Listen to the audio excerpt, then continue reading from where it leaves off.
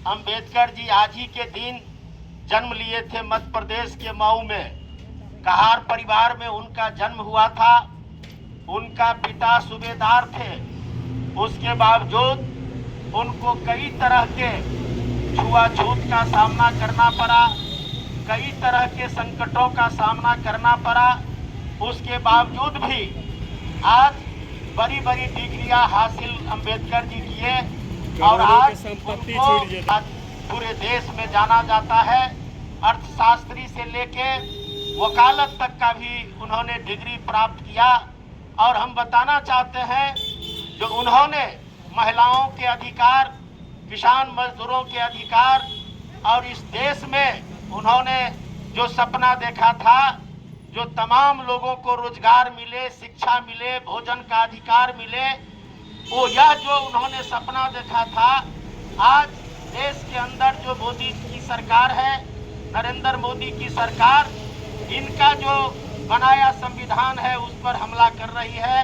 और हम बताना चाहते हैं जो आज बड़े पैमाने पर ये देश के अंदर मोदी जी की जो सरकार है, यह इस संविधान को मानने के लिए तैयार नहीं है और मनुवाद आधारित संविधान को हमारे और आपके ऊपर लादने का कोशिश हो रहा है। अंबेडकर जी ने जो हमें आरक्षण का अधिकार दिया है, मताधिकार का अधिकार दिया है, आज हम बताना चाहते हैं जो उदारीकरण आर्थिक नीति के बाद 2018 के बाद लगातार आज जो हमारा जो रोजगार है वह घटता गया है। रोजगार का दर बड़े पैमाने पर बढ़ता गया, कोई बहाली नहीं हो रही है। निजी क्षेत्रों में जो आरक्षण मिलना चाहिए वह आरक्षण नहीं है। मात्र 3 से 4% आरक्षण आज निजी क्षेत्रों में है। हम बताना चाहते हैं जो यह लगातार देश के अंदर महंगाई बढ़ रही है, असमानता बढ़ रही है, देश के अंदर दलित उत्पीड़न की घटनाएं लगातार तेजी से बढ़ रही है। मोदी जी के सरकार के बाद महिलाएं सुरक्षित नहीं हैं। आए दिन महिलाओं पर हमला हो रहा है, उनका शोषण हो रहा है।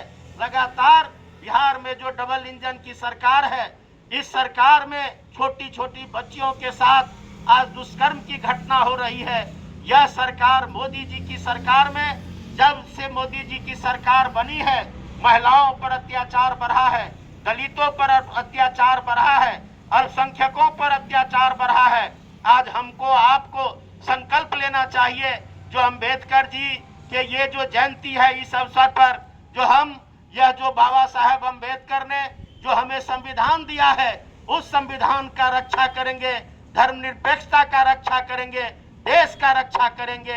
ये संकल्प हमको आपको लेना चाहिए और प्रत्येक वर्ष हम अंबेडकर जी को याद करेंगे, उनके जीवनी पर प्रकाश डालेंगे, उनका जो देश के अंदर किए हुए काम है उसका हम चर्चा करेंगे। इस रूप में हमको और आपको संकल्प लेना चाहिए।